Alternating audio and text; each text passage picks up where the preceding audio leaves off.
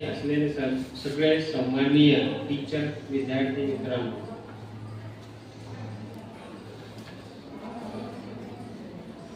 भारतीय दंड संहिता, भारतीय न्याय संहिता याच्यात सेक्शुअल हरासमेंटची डेफिनेशन दिलेली आहे. तर सेक्शुअल हरासमेंट म्हणजे काय? बरेच वेळा आपण ऐकतो की सेक्शुअल हरासमेंट झाला. तर सेक्शुअल हरासमेंट म्हणजे काय की एखाद्या पुरुषाने कोणत्याही वयाचा असू शकतो, तो लहान मुलगा सुद्धा, एखाद्या महिलेला कोणत्याही वयाची मुलगी असू शकते, लहान किंवा मोठी, तिला जर तिने सेक्सची डिमांड केली किंवा पोर्नोग्राफी दाखवली, तिला कलर रिमार्क केला, हे सेक्शुअल हरासमेंट होते. याला कायद्यात 3 वर्षापर्यंत शिक्षा आहे. वय एक ऑफेन्स असा आहे की जे आपल्याला वाटते की ऑफेन्स नाही आहे, काही कळतही नाही त्याबाबत, की जेव्हा समजा एखाद्या मुलगी, महिला आंघोळ करत आहे, लॅबोरेटरी यूज करत आहे, तिला वाटते की त्या अवस्थेमध्ये दुसऱ्यांनी तिला बघायला नाही पाहिजे, ती समजा अंडरवेअरवर आहे किंवा तिची बॉडी एक्सपोज होत आहे, आणि अशा अवस्थेमध्ये जर एखादा दुसरा व्यक्ती तिला बघत आहे किंवा तिचे फोटो काढतो, एखादी महिला जेव्हा ती प्रायव्हेट ऍक्ट मध्ये एंगेज आहे आणि अशा अवस्थेमध्ये जेव्हा तिला वाटते की तिला दुसऱ्याने बघायला नाही पाहिजे, अशा अवस्थेमध्ये कोणी बघतो, कोणी मुलगा बघतो किंवा तिची फोटो काढतो, हे कॉग्निजेबल ऑफेन्स आहे. याला 3 वर्षापासून तर 7 वर्षापर्यंत शिक्षा आहे. एखाद्या मुलीला, महिलेला जर समजा एखाद्या पुरुषाने, कोणताही मुलगा असो, कोणत्याही वयाचा असो, तो फॉलो करत आहे, कॉन्टॅक्ट करत आहे, तिच्या मागे जातात, त्या बाईच्या मागे जातात, त्या मुलीच्या मागे जातो, तिला कॉन्टॅक्ट करतो, फोनद्वारे कॉन्टॅक्ट करतो, मेसेज पाठवतो, व्हॉट्सअप पाठवतो, त्याला स्टॉकिंग म्हणतात. आणि हे 3 वर्षापर्यंत याची शिक्षा होऊ शकते आणि सोबत फाईन होऊ शकते. जे मुलं 7 वर्षापर्यंतचे आहे, ज्या मुलांचे वय 7 वर्षापर्यंत आहे आणि जर त्यांनी कोणतीही कृती केली, कोणतीही ऍक्ट केली, तर ते काही ऑफेन्स होत नाही. परंतु जर एखादा दुसरा व्यक्ती त्या मुलाकडनं त्या वयाच्या मुलीकडनं जर करून घेत असेल, तो मुलगा 7 वर्षाचा वय आहे, त्याच्यापेक्षा कमी आहे किंवा त्याच्यापेक्षा कमी आहे, आणि अशा मुलाकडनं, लहान मुलाकडनं जर एखादा दुसरा व्यक्ती काही गुन्हा करून घेत असेल, तर तो अबेटमेंटसाठी लायबल होतो. पण हा जो मुलगा आहे तो जर 7 वर्षापेक्षा कमी आहे तर काही ऑफेन्स होत नाही. आता जर ऑफेन्स होत नाही तर ऑफेन्स करायला पाहिजे का? मला वाटते आपलं कुठलं लक्ष माझ्याकडे आहे ना. मग मला सांगा, जर 7 वर्षापर्यंत जर एखादा मुलगा आहे, त्याचे वय 7 वर्ष आहे, आणि जर त्या कायद्याप्रमाणे जर तो गुन्हा करू काही ऍक्ट केली तर इट इज नॉट ऑफेन्स, तर त्याने काही करायला पाहिजे का ऑफेन्स? कोणी आपल्याला सांगितलं की काही चुकीचं काम करा तर करायला पाहिजे का? पण 7 वर्षाचे आपण सगळे वर आहे असं मला वाटते, बरोबर? मग आता आपल्या फायद्याचं सांगतो. ज्या मुलांचे वय 7 पासून 12 वर्षापर्यंत आहे, किती आहे याच्यात सांगा मला? 7 ते 12. तर ज्या मुलांचे, मुलींचे पण, मुलं म्हणजे मुली, ज्या मुलींचे वय 12च्या आतमध्ये आहे, हात खाली करा. ज्या मुलांचे वय 12 वर्षाच्या खाली आहे आणि त्यांनी जर एखादी ऍक्ट केली, म्हणजे काही असो, तो गुन्हा असतो असेल समजा कायद्याने, तर त्याने जर अशी कृती केली 12 वर्षाच्या खाली आहे, तर ते गुन्हा होत नाही. परंतु त्याच्यासाठी काय बघण्यात येते की त्याची मेंटल कॅपॅसिटी किती आहे, त्याच्या बॅकग्राऊंड काय आहे, त्याच्या आई वडिलांचं शिक्षण काय आहे, कुठे राहतो, कशा परिस्थितीमध्ये राहतो, इकॉनॉमिक कॅपॅसिटी काय आहे, फायनान्शियल कॅपॅसिटी, हे सगळं बघून मग काउंट करण्यात येते की त्याची आकलन शक्ती आहे का, की तो जे करत आहे ते गुन्हा आहे म्हणून. जर असं दिसलं की तो जी ऍक्ट करत आहे ते गुन्हा आहे असं त्याला कळत नाही, तेव्हा 12 वर्षाच्या खालचं जर मुलगी असेल आणि त्यांनी कोणती कृती केली, हे सुद्धा गुन्हा होत हे सुद्धा तो सुद्धा गुन्ह्यासाठी लायबल होत नाही, पनिशमेंट त्याला मिळत नाही आणि तो लायबल होत नाही. आता एखादा मुलं आहे जे लहान आहे, 18 वर्षापेक्षा कमी आहे, त्यांना जुवेनाइल कॉन्फ्लिक्ट विथ लॉ म्हणतात. त्यांना आपले जे साधे पोलीस असतात ते अटक करू शकत नाही. 18 वर्षापेक्षा कमी जर वय असेल त्या व्यक्तीं आणि काही गुन्हा केला असं त्यांच्यावर आरोप असेल तर ह्या लहान मुलांना जुवेनाइल कॉन्फ्लिक्ट विथ लॉ म्हणतात. त्यांचे केसेस सुद्धा जुवेनाइल बोर्डापुढे चालतात, कोर्टात चालत नाही. आणि त्यांना अटक पण करण्यासाठी आपले साधे पोलीस अटक करू शकत नाही. त्यांना जेलमध्ये सुद्धा ठेवण्यात येत नाही, त्यांना लॉकअप रूम मध्ये ठेवण्यात येत नाही. आता मला असं वाटतंय की आपल्याला एखादी एक स्टोरी सांगायची, तर आपण सगळे तयार आहे का ऐकायला? मला वाटतं मागचा आवाज नाही आला मुलांचा. तयार आहे का इकडे?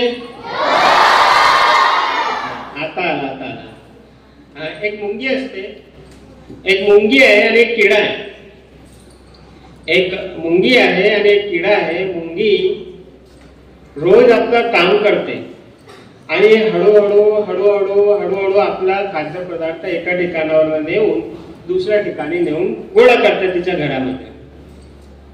एक काल्पनिक स्टोरी सांगत आहोत. याच्यात एक मुंगी आहे, किडा आहे. मुंगी असंच पावसाचं वातावरण असतं, सगळीकडे हिरवगार असते आणि किडा आपला गुणगुण आपले गाणे गात असतो, खेळत असतो, एन्जॉय करत असतो. आणि मुंगी बिचारी आपलं काम करत असते आणि आपलं काम करून आपला खाद्यपदार्थ सगळ्या तिच्या घरामध्ये स्टोर करत असते.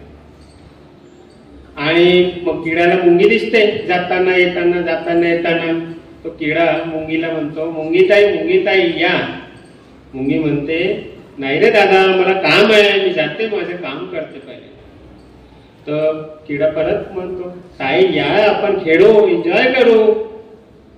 मुंगीताई म्हणते की नाही रे दादा, मला काम करायचं आहे, मी काम केल्याशिवाय मी खेळत नाही, एन्जॉय करत नाही, माझा वेळ वाया घालत नाही.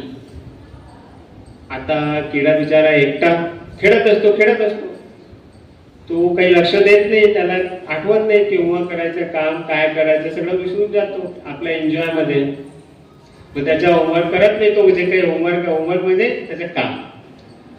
मग काय होतंय की पूर्ण झाडाचे पानं तुटून जातात, कारण तो खातो काय, झाडाचे हिरवे पानं.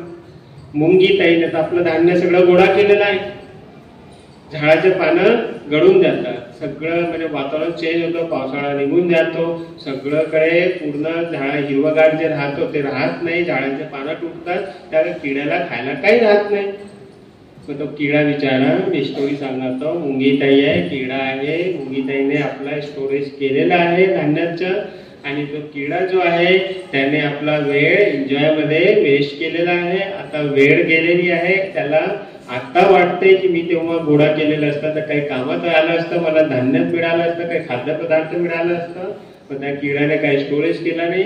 तो उपाशी असतो 2 दिवस आणि त्याला वाटते की जर मी आता काही खाल्लं नाही तर मी जाणार.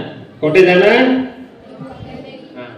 मग तो त्याला आठवण येते मुंगीताईची की अरे मुंगीताईने तर तिचं सगळं धान्य खाद्यपदार्थ गोळा केलेला होता. मग तो मुंगीताईकडे जातो, त्याच्या दार टक करून ठोकते. आता मुंगीताई बिजी असते तर ती त्याच्या लेकरांसोबत. मुंगीताई येते कोणाला बघायला, दार उघडते. तो किडा, अरे दादा तू कसं काय आला?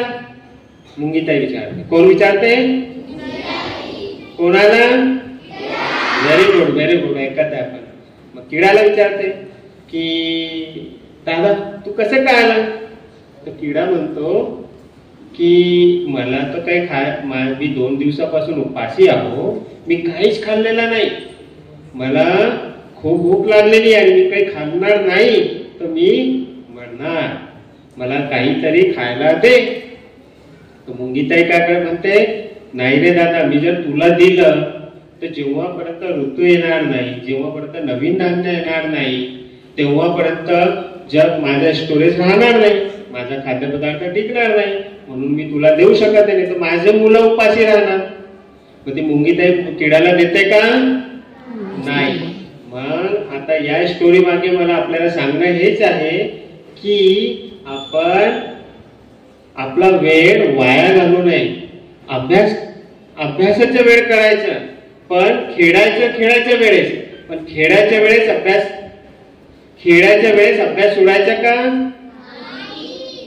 खेळायच्या वेळेस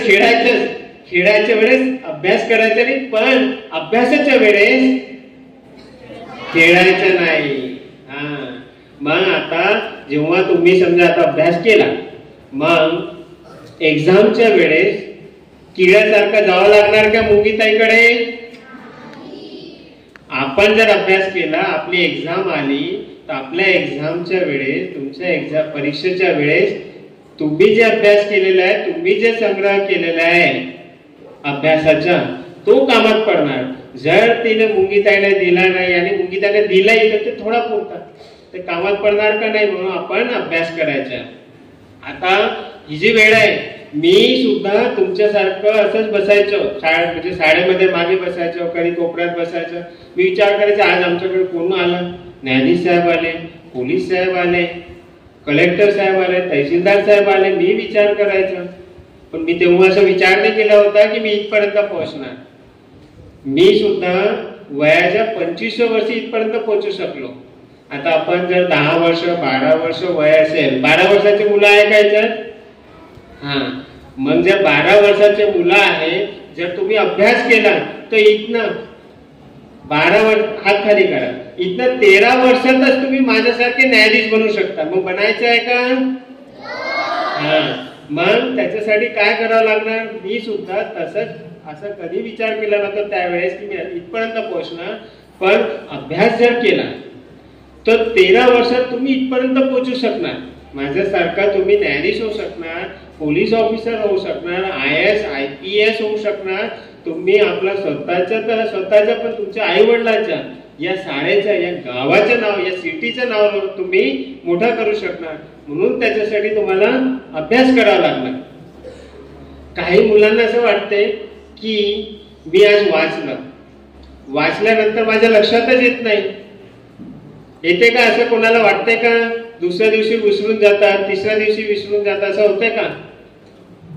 मला वाटतं सांगणार कोणी नाही, पण मी सुद्धा असाच विचार करायचो. मी जेव्हा तुमच्यासारख्या शाळेत जायचो तेव्हा मी असा विचार करायचा की मी आज वाचलं तर मी पुढच्या महिन्यात जर बघणार तर मला ते काही लक्षात राहिलेलं नाहीये, असं मला स्वतःला वाटायचं. मला माहित आहे की तुम्हालाही वाटत असेल, पण सांगणार नाही आपण. पण त्याच्यासाठी काय करावं लागतंय की तुम्ही आज वाचला की नाही, परत 8 दिवसाने वाचा. वाचल्यानंतर तुम्ही काय वाचले त्याचं मनन करा की आपण काय वाचलेलं आहे. टीव्ही समोर जर समजा तुम्ही बसले आणि वाचलं, आता टीव्ही आहे, आजूबाजूला आपले भाऊ खेळत आहे, बहीण खेळत आहे, कोणी मोबाईल बघत आहे, आणि अशा ठिकाणी तुम्ही जर अभ्यास केला तर त्याची ग्रास्पिंग कमी होणार. एखादी समजा गाडी आहे, एखादी गाडीला समजा सपोज तुमची ही बस आहे, या बसला 10 वर्ष गॅरेज मध्ये ठेवून दिला, या बसला एखादा गॅरेज मध्ये ठेवून दिला तर काय होणार?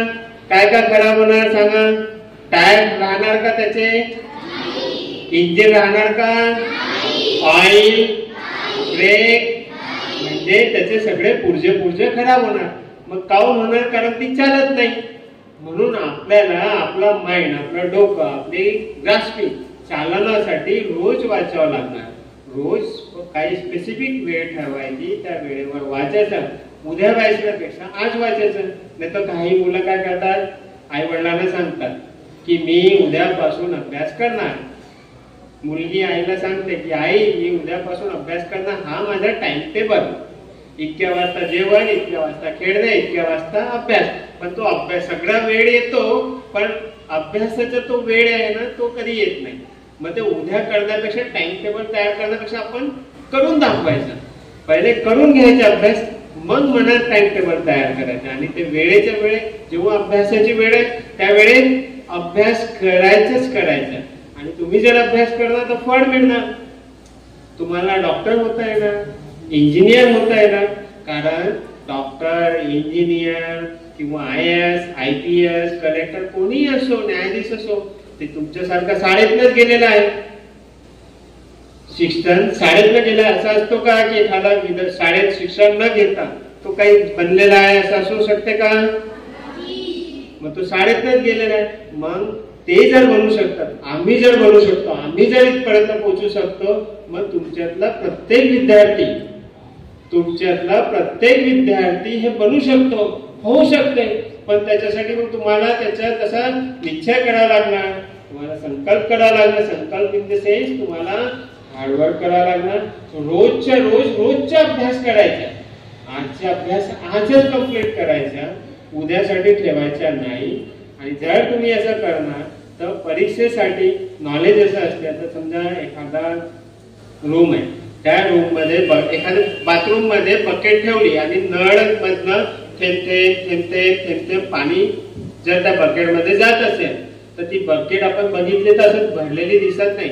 पण 1 तासात थोडंसं पाणी येते, 2 तासात थोडं जास्त होते आणि दुसऱ्या दिवशी बघतो तर ती बकेट भरून जाते. मग थेंब तळे साचे जातात, थेंबने तळे साचे. हा जो समुद्र आहे ना ते सुद्धा एक थेंबने तयार झालेला आहे. मग थेंबने इतका मोठा पाणी होऊ शकते, बकेट भरू शकते. असा तुम्ही रोज अभ्यास केला तर नॉलेजचा संग्रह वाढणार, तुमचे पर्सेंटेज चांगले येणार तर तुम्ही वाटेल ती कॉम्पिटिटिव्ह एक्झाम देऊ शकणार, वाटेल त्या फील्ड मध्ये जाऊ शकणार, वाटेल ती तुम्ही असं म्हणतात की आपल्या हातात भविष्य असते.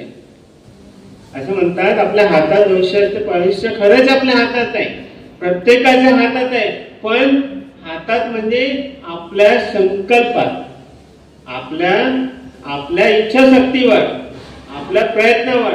जर तुम्ही प्रयत्न केला तर खरंच तुम्ही मोठा व्यक्ती बनू शकता. तुमच्यातला प्रत्येक व्यक्ती, तुमच्यातला प्रत्येक स्टुडंट, तुमच्यातला प्रत्येक विद्यार्थी मोठा व्यक्ती होऊ शकते आणि मोठ्या पदवर जाऊ शकते. म्हणून मी आपल्या सगळ्यांना हेच म्हणणार की आपण अभ्यास करा. भविष्याच्या शुभेच्छा देतो. शेवटी मी इतकंच म्हणणार की जीवन में असली उड़ान अभी बाकी है, हमारे इरादों का इम्तिहान अभी बाकी है. अभी तो नापी है सिर्फ मुट्ठी भर जमीन, नापने के लिए अभी तो सारा आसमां बाकी है. Thank you.